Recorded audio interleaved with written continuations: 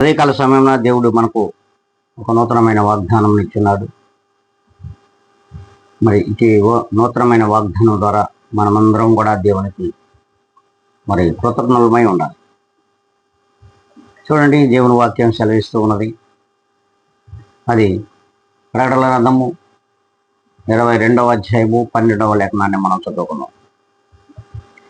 ఇదిగో త్వరగా వచ్చుచున్నాను, వాని క్రియల చొప్పున ప్రతి వానికి ఇచ్చుటకు నేను సిద్ధపరిచిన జీతము నా యొద్ద ఉన్నది.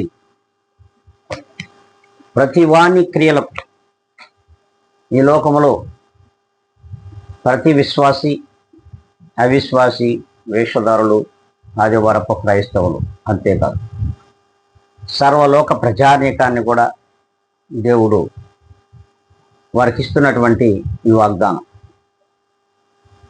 ప్రభువుల వారు త్వరగా ఈ లోకంలోకి వస్తూ ఉన్నారు. వారి వారి పనులకును వారి వారి క్రియలకును మరి ప్రతిఫలము ఇచ్చే ఆ జీతము దేవుని యొద్ద మాత్రమే ఉన్నది. అది ఖచ్చితంగా ఈ లోకంలోకి వచ్చినప్పుడు వారి వారి క్రియకు తగినట్టుగా ప్రతిఫలమును దేవుడు ఇస్తాడు.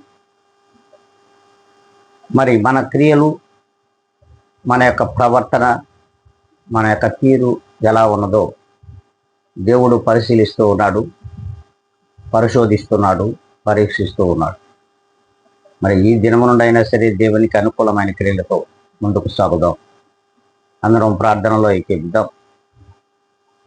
పరిశుద్ధుడా, ప్రేమ, నమ్మకము కలిగిన మా గొప్ప కర్మ తండ్రి, ఈ దినమున నీవు ఇచ్చిన ఈ గొప్ప వాగ్దానమును ఇదిగోనైనా మా అందరి హృదయంలో నీరు గట్టి ఫలింపు చేయమని బ్రతిమలాడుకుంటున్నాం. అంతేకాదు ప్రభా, ఈ వాగ్దానం ద్వారా మా ప్రవర్తనను, మా క్రియలను,